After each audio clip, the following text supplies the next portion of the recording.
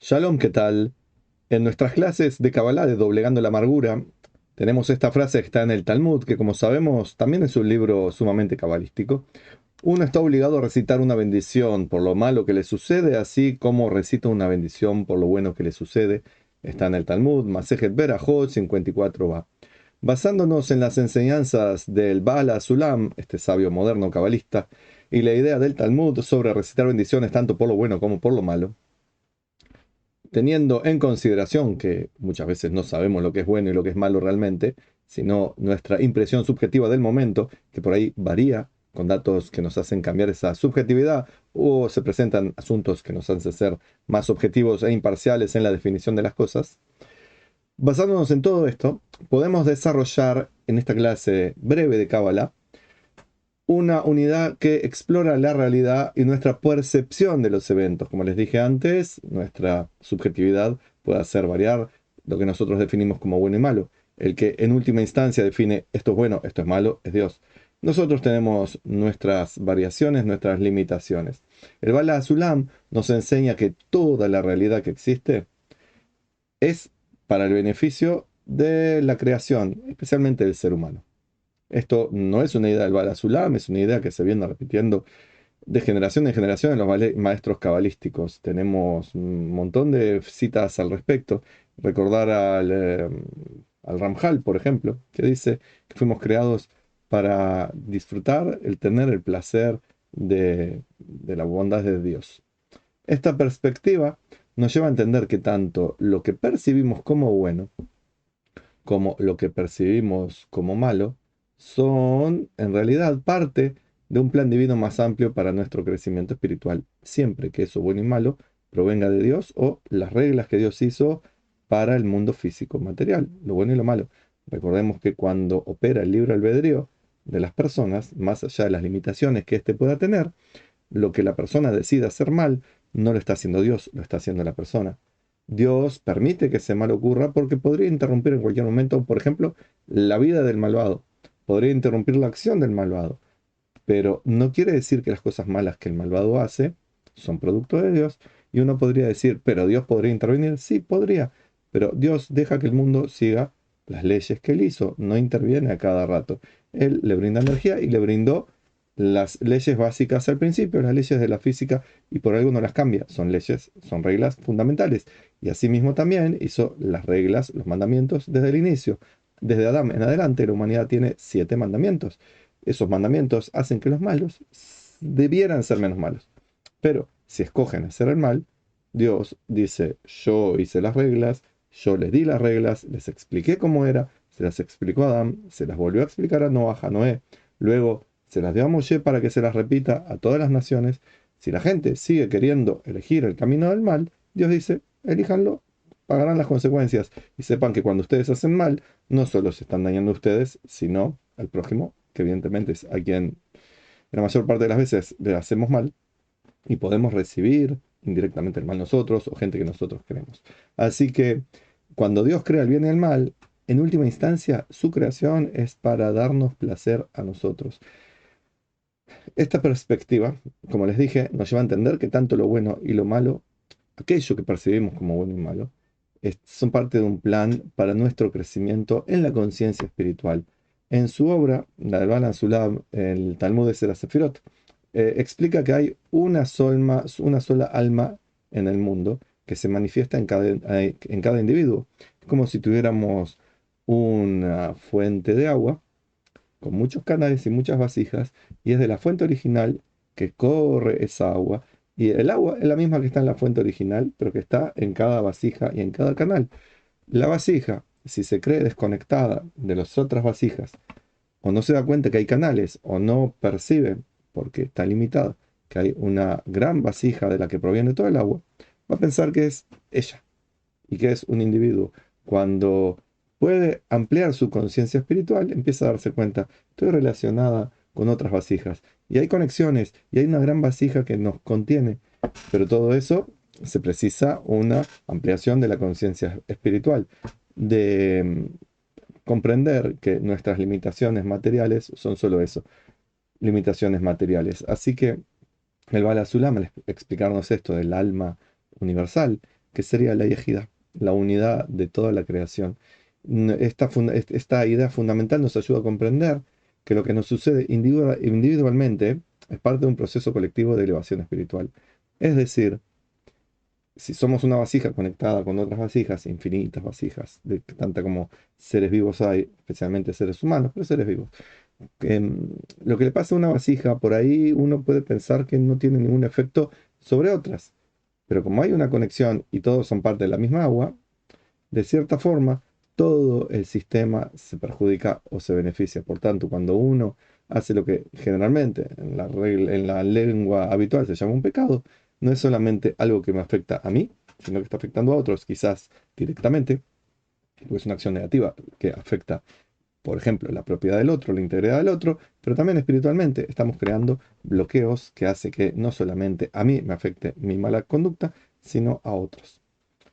Entonces, ¿por qué no percibimos esta unidad? Bueno, porque así estamos creados con distintas capas que nos impiden llegar a esa conciencia espiritual. ¿Qué tenemos que hacer nosotros? Ir eliminando esas capas, abriendo rendijas para poder ir atisbando nuestra realidad espiritual, que probablemente no lo logramos en este mundo, pero las cosas que llamamos malas y las que llamamos buenas son parte de las herramientas que tenemos para abrir esas rendijas. Porque supónganse, si a alguien le va todo bien en la vida, es todo muy llano, o al revés también, es todo muy en ascenso, pero no es ascenso difícil, sino el ascenso placentero que hace que uno cada vez esté mejor y con poco esfuerzo, una caminata plácida hacia el infinito y más allá. Y uno no siente el esfuerzo y no ve la necesidad de sacrificar cosas.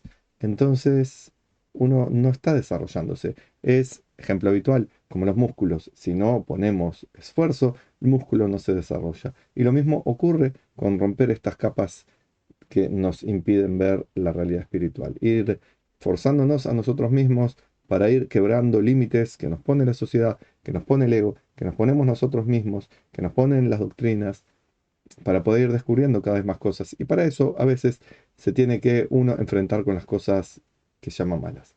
Existen bendiciones en la cultura judía. Una de ellas es Atov Beametiv, el bueno y el que beneficia. Y esa se suele hacer cuando recibimos buenas noticias.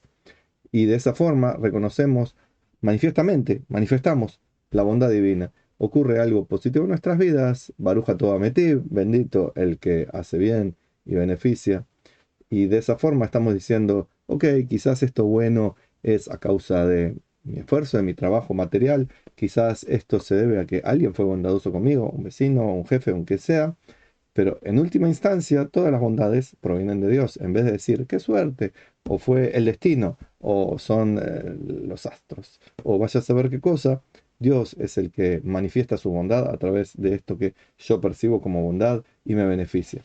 Y también tenemos, por el contrario, la Brajá de Emet, que quizás las personas judías que están viendo esto y que han tenido que sufrir lamentables pérdidas cercanas, quizás recuerdan haberlas dicho en el momento de la muerte de un familiar. Y es una Brajá que los sabios instituyeron para las malas noticias. Estamos reconociendo una verdad más profunda que eso que nos afecta y nos hace lamentar, que incluso lo que parece negativo, lo que sentimos negativo, lo que sabemos así a ciencia cierta para nosotros que es negativo, también tiene un propósito divino y que no podemos comprender probablemente, ni en parte ni completamente seguro, pero que tiene una finalidad.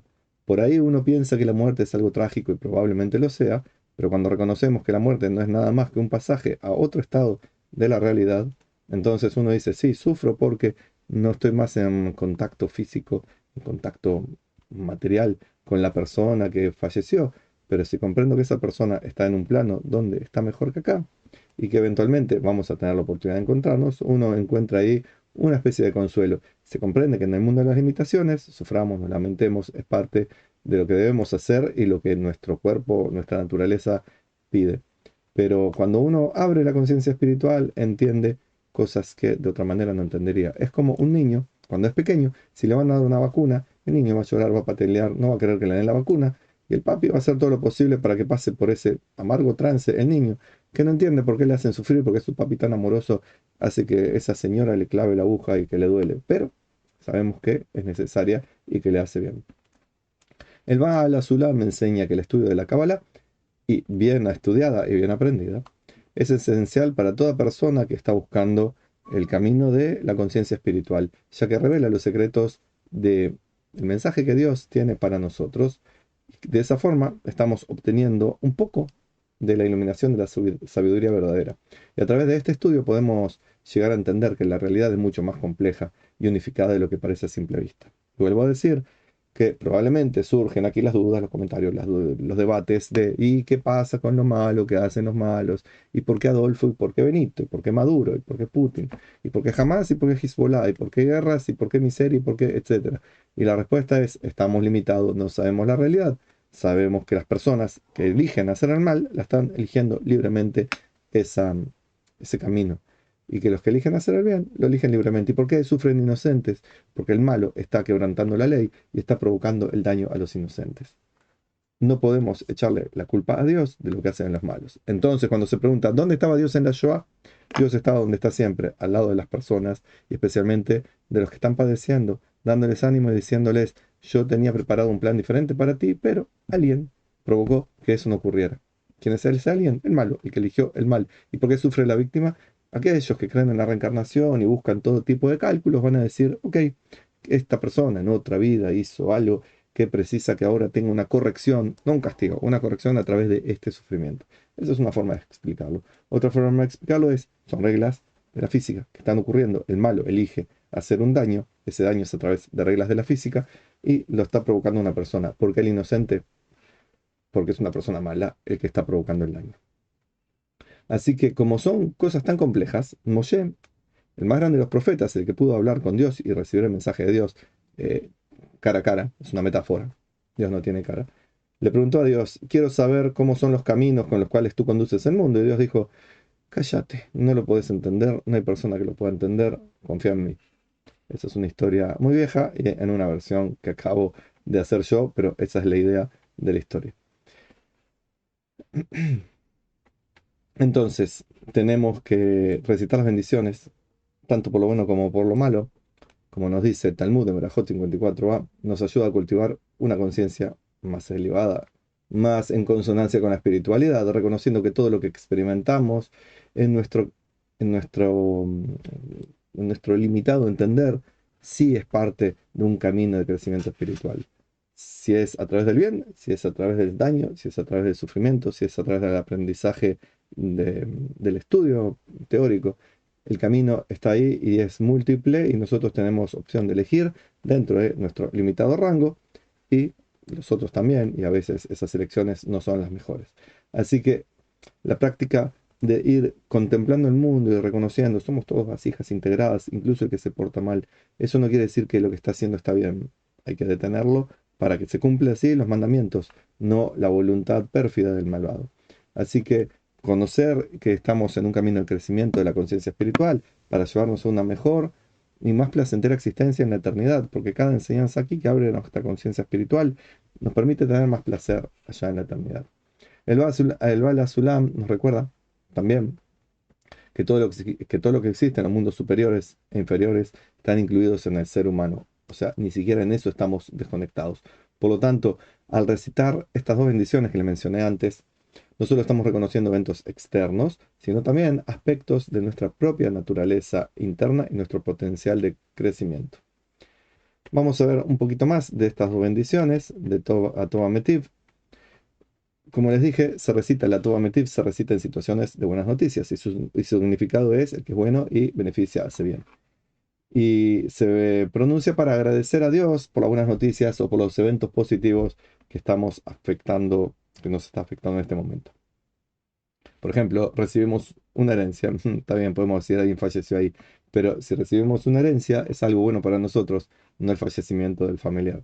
Si ganamos la lotería, si nos recibimos, pero uno dice, nos recibimos fue por nuestro esfuerzo, sí, pero tuvimos la ayuda de Dios para hacerlo. ¿Y de dónde está el libre albedrío?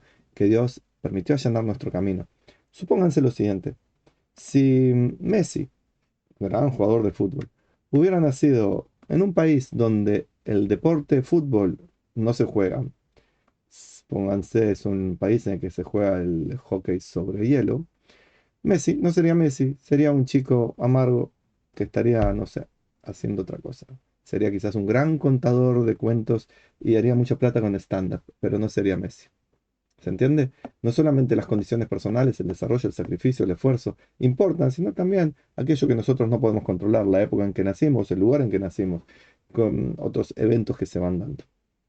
Así que aprender a reconocer las cosas buenas, incluso aquellas que nosotros nos esforzamos para conseguirlas, nos hace vivir mejor. Por eso también recitamos al comer y al disfrutar ciertas cosas, le agradecemos a Dios, pero si nosotros hicimos el trabajo de cultivar, cosechar, etcétera, o nosotros cocinamos, ¿por qué le tenemos que agradecer a Dios? Porque pone las condiciones y energiza el universo para que eso se pueda seguir haciendo. Por otra parte, la brajada Dayan Emet, como les expliqué, que se recibe al recibir las tristes o malas noticias, especialmente en la muerte de un ser querido cercano, es la que significa Dios es el juez verdadero, juez de la verdad. Y esta de bendición la pronunciamos para reconocer la justicia y la verdad de los juicios divinos. E incluso en el momento de dolor y pérdida de alguien cercano, uno dice, yo no comprendo la realidad de las cosas, pero tengo que estar confiado en que Dios sabe que el mundo es para bien. No todo lo que pasa es bueno, pero es para bien. Es una forma de aceptar así con humildad la voluntad de Dios, incluso en las relaciones más difíciles.